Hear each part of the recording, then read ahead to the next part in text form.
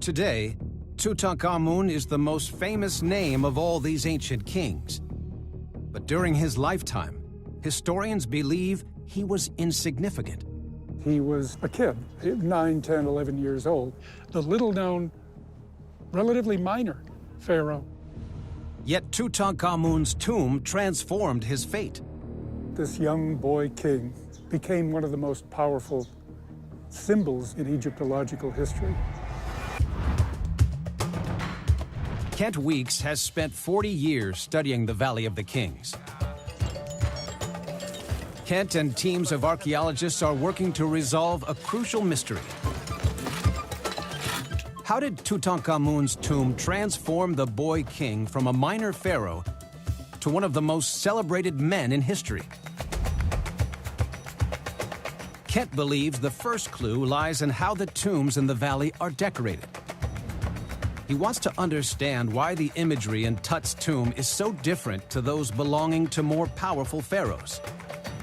Royal tombs in the Valley of the Kings, they all follow pretty much the same standard rules, contain the same standard scenes. But the tomb of Tutankhamun is unusual. Kent heads to a different tomb, belonging to the great king Seti II, to investigate how royal tombs are traditionally decorated. Okay, let's do the other side. Although it was common for early Egyptian pharaohs to build pyramids, by the time of Seti II, rulers preferred to be buried underground.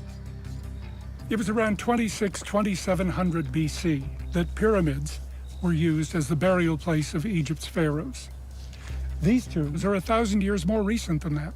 Pyramids are no longer in vogue as royal burial places, but the pyramid symbol, the symbol of the sun god, continued to be a potent emblem of protection, and that's one of the reasons this valley was chosen as the burial place of pharaohs.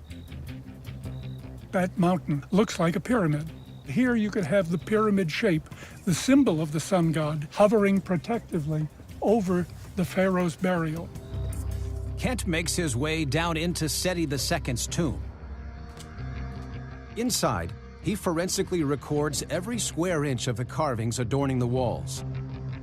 Many of these artworks show scenes from the important religious text, the Book of the Dead. Their primary objective was to ensure the safe passage of the pharaoh from this life into the next. This was a major concern to Egyptians. When a pharaoh died, can we be sure the pharaoh is going to have a safe journey into the afterlife? All of the texts, all of the scenes in these tombs are designed to serve those simple functions. In ancient Egyptian beliefs, the journey to the afterlife begins as the sun sets. The pharaoh takes the route of the sun as it passes down into the underworld. Armed with spells from the walls of the tomb, he faces many challenges, including a lake of fire and a giant serpent. Most Egyptians would then face the most rigorous test, to have their heart weighed against the feather of truth. But the pharaoh was thought to be exempt. When he reaches the end, a parade of gods welcomes him to the afterlife. He is transformed into the sun god, and the sun can rise again. With the spells and prayers on the walls of the tomb acting like a guidebook for the pharaoh, the ancient engravers couldn't make a single mistake. When you look at these relief carvings, even something as straightforward as columns of hieroglyphic text, the first thing I think that strikes a person is the care, the attention to detail. The birds are meticulously shown. You can identify species of birds from the way they're depicted. The care is important because these texts are important. Most royal tombs are just as extensively decorated, with incredible attention to detail. But surprisingly, the tomb of Tutankhamun, the most famous tomb in the valley, is far less impressive. Tutankhamun's tomb is just 4 small chambers, each no more than 14 feet wide.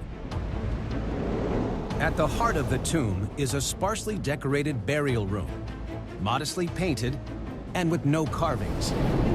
Hidden in the walls, mysterious niches once held sacred statues. a Shabti, to come to life as the pharaoh's servant, and the jackal god of the dead, Anubis. Tutankhamun's burial chamber is filled with magical decoration, but beside it, the rest of the tomb is left bare. This simple tomb is unlike any other royal tomb in the valley.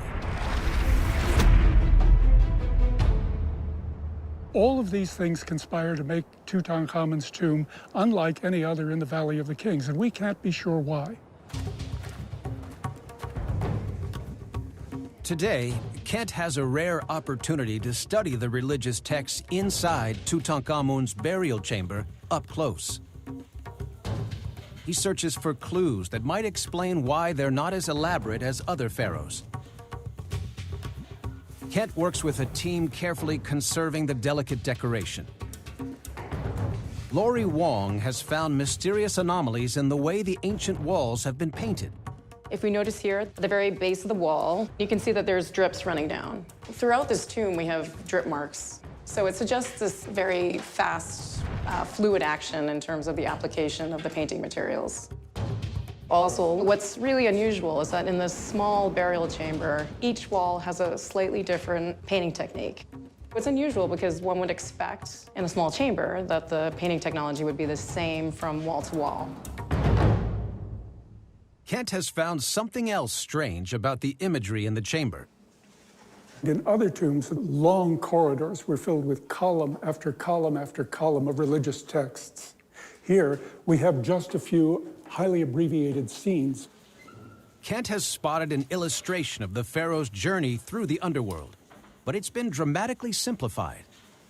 We have 12 baboons shown here, each in a rectangle, each of them representing one of the 12 hours of the night through which the deceased pharaoh has to pass to achieve immortality. The key scenes are all there, but the artwork is nowhere near as elaborate as the carvings found in Seti's tomb. The absence of detail in the religious texts is unusual by any standard. Kent believes the drip marks and abbreviated religious decoration can only mean one thing. People were operating under a time constraint here, and that accounts for a lot of the painting, the absence of detail in the religious texts on the wall, the highly abbreviated form of the Book of the Dead. Time was of the essence.